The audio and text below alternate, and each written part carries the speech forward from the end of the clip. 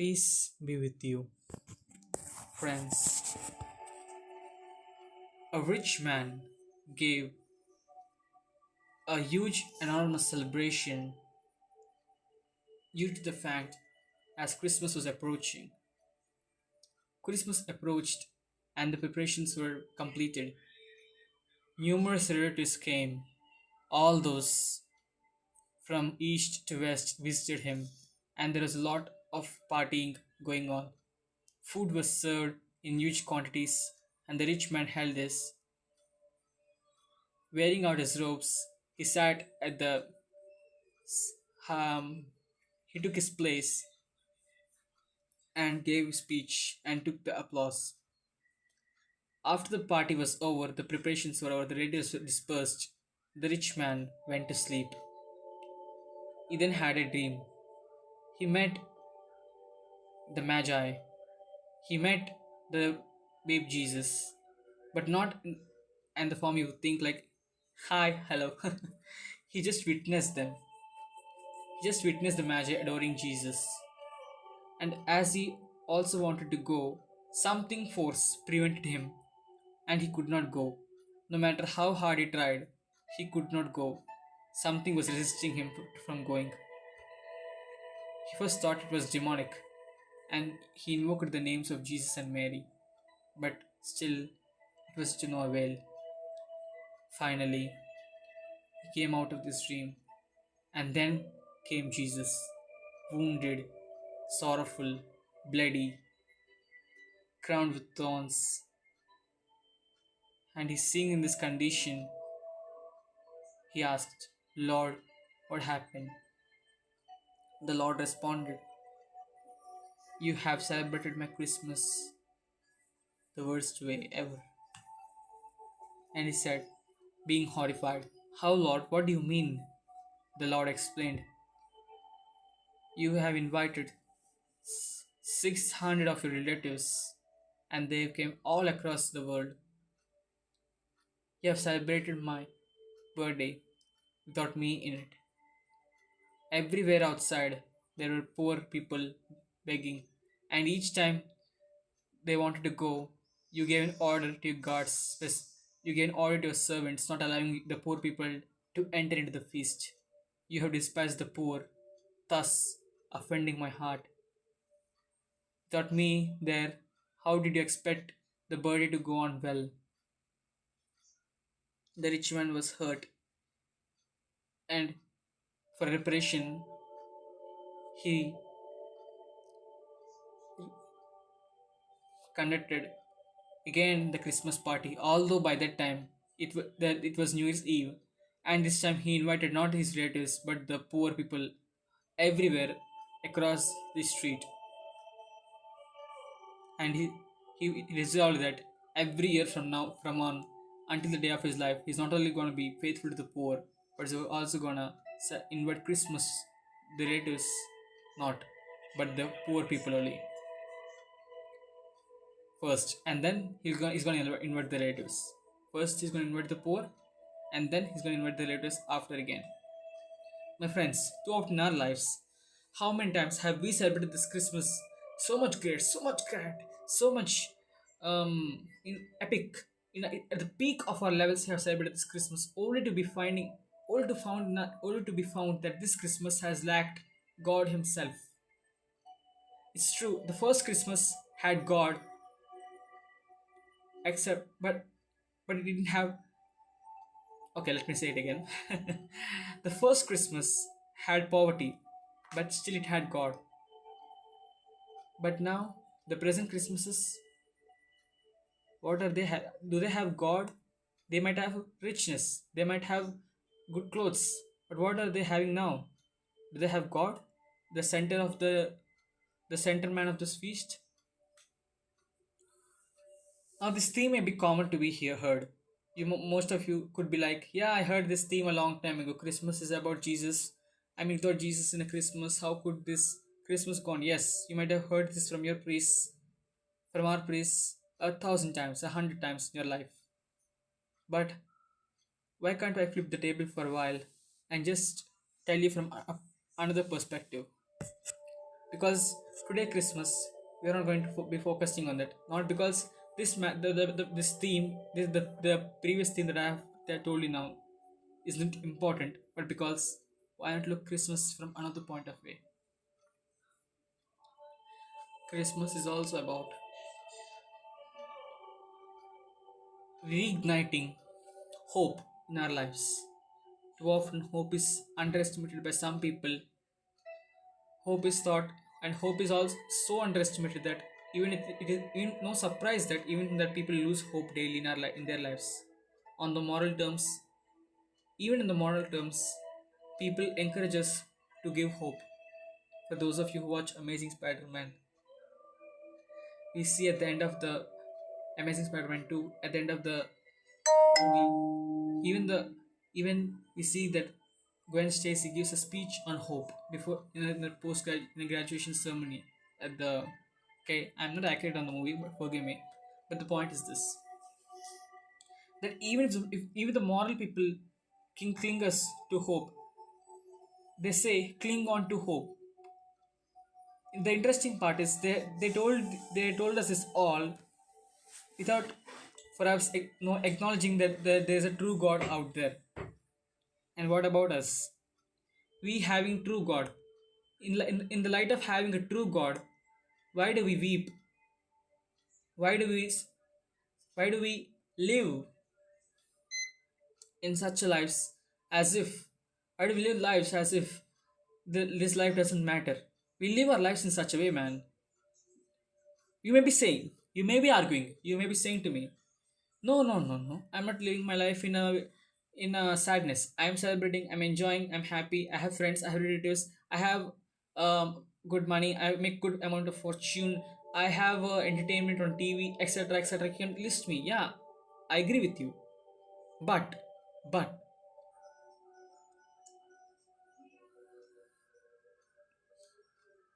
being honest with your heart, I assure you that not a day goes by, perhaps, without anybody in this world saying the world has gone bad. And to that person, I would like to say, there is still hope. But how? Christmas is a past event, right? You may say, Jesus was born that time. Some people may still think that. And by the time I tell you this, some of the priests have clarified some things for you. Good. For those who got clarity, it's good.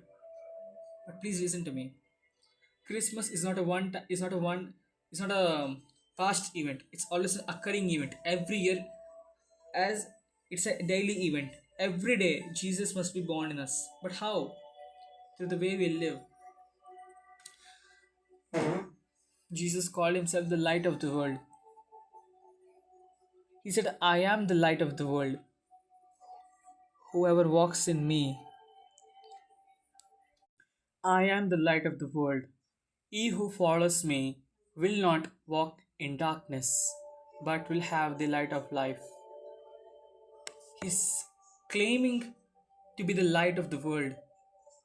And he also makes us the torch bearers, the light bearers of the world. He also calls to be another light of the world. And when this light is in us, darkness cannot be present. This light, these people who bear light, who bear Jesus' light, ignite hope in the world by being good, by being the Christ like. There, then the people will say, "Oh, there is still good in the world. Oh, there is still humanity has not still been lost." But even if I press it further, if I press it further,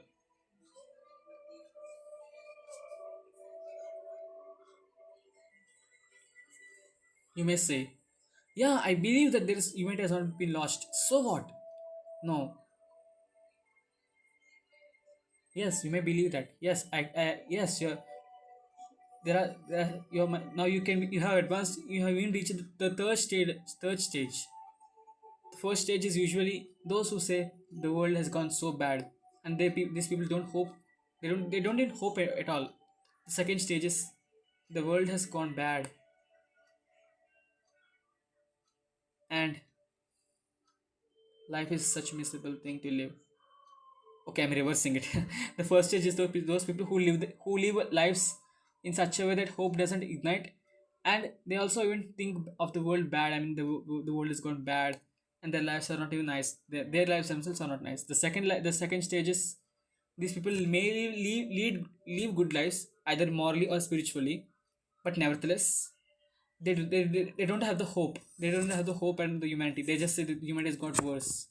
The third stage is there is still hope in humanity. There's something fully corrupt. But now I want to enter into the fourth stage. And what is the fourth stage? Is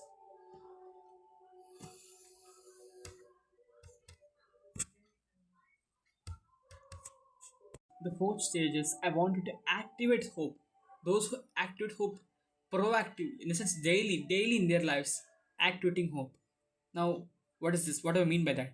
First, I'll give you an analogy. I'll give you an example. We have theological virtues: faith, hope, and charity. Now, now we have faith. Daily, we through the rosaries we pray, or by receiving the Holy Communion, going to mass, or I mean, praying to God, believing God. We always tap on to the faith. I mean, we are clinging on to the faith. I'm not using it daily. Now, how can I tap hope? First of all, let us define hope in the sense like what like we have the three theological virtues like faith, hope, and charity. So, what is hope according to the Catholic Church? It states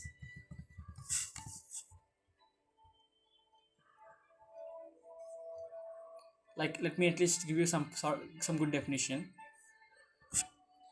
So, okay, let me paraphrase for you. Paraphrase for you is the best thing. Hope is like simply saying, I mean, I believe at the end of the day, not at the end of the day, like I believe no matter how much the world trials, the world challenges, no matter what happens in the world, the God's promises will come assured. God's promises and His eternal kingdom shall sure come. Now, you may say, yeah, of course, you may think about that. Yeah, of course, I may think always about eternity. Okay. Now, the thing is this, it's having a hope, a confidence that no matter how worse things go, they may never prevail us. Worst things will never ever win us. Evil has no victory over us usually. Because if even in the moral spectrum there is a defeat of the evil depicted through the movies that often may mirror Christ like themes and having no God though. I mean, see, usually whatever are called moral movies is movies that don't like have God in their lives. Of course, not, no, most of the movies are like that, except for some, but no problem still. But we can see on the movies the Christ-like terms, the Christ-like themes, the Christ-like themes we have in there. Okay, so coming to the point, so in the movies where so we see that even these in the moral movies in the morally movies they cling on to the they cling onto the belief that always it's good that wins. Now you may be coming, yeah, of course, I need not tell you that just because in Infinity War Thanos won, that doesn't mean that you're gonna you're gonna I mean evil is gonna always win. I mean, that's bad analogy, I know that. Okay, coming again to basics. That day when Jesus was born, hope was installed in the world. Hope came into the world. The hope which people hope, the Jews hoped for, came into the world. The hope which which all people hoped for came. Jesus, who came into the world, he now the hope has been fulfilled. Now all we can now he has came. He came. There are two hopes. One hope has been fulfilled. The first hope is his arrival. He arrived, he preached, taught and preached, he lived by he first lived before preaching. I mean, he first lived by his example before preaching, and he died in crucified, was died and was buried. descended into hell, on the third day he rose again from the dead. He ascended into heaven and is seated at the right hand of God the Father Almighty. From thence he shall come to judge the living and dead. And that's what happened. He ascended. But the second hope, now due to him coming, his arrival, now we Christians also have a hope that God is gonna re- resurrect us, that we are gonna live eternally with him. We're gonna live eternally, that too with him.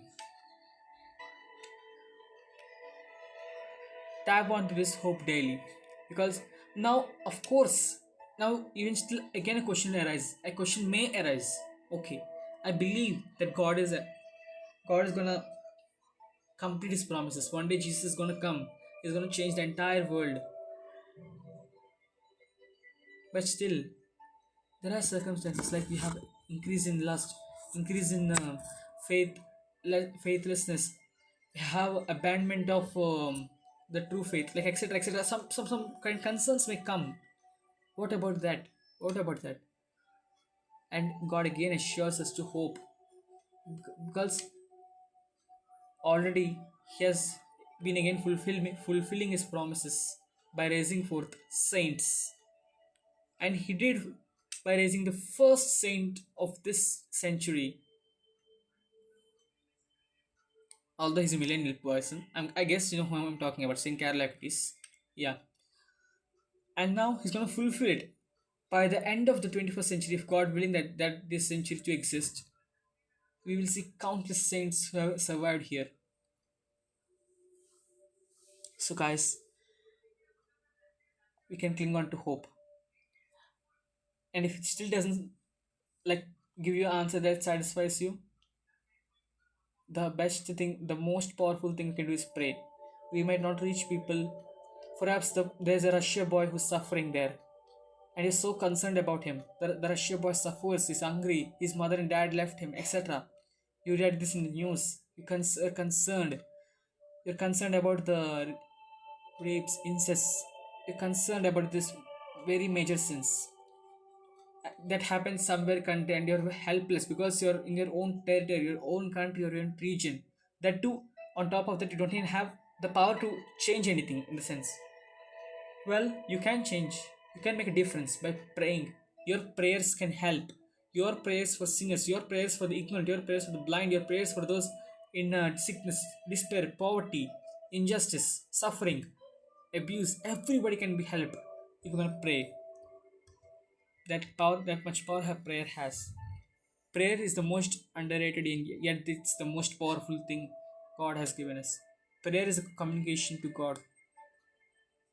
It's been something given by us by God Himself. We did not come to know God. It was God who revealed Himself to us. And also, we did not even know ourselves prayer until it was the conscience, it was the heart that stirred us to pray, and we prayed. We might have not known what to pray, but the Holy Spirit that first prayed for us even before we prayed. It always prays for us, even when we don't know how to pray. So, guys, I leave you with this. Take on what you have just now all you have heard. To summarize, cling on to hope, to this hope, to the blessed hope, by praying, by leading Christ life like example, by leading, igniting the light in the world, showing that always there is still good people in the world. Cling on to the fourth stage in such a way that no matter what happens, God has the ultimate answer to the evil, ultimate answer to everything. Okay, let me not say evil, but like ultimate answer to everything. And then we will see the change, the only change. A change in a person cannot come due through morals, and even if it came, how it would never ever be good as embracing the one true God and spiritual and following in the sainthood, the path of spiritual life.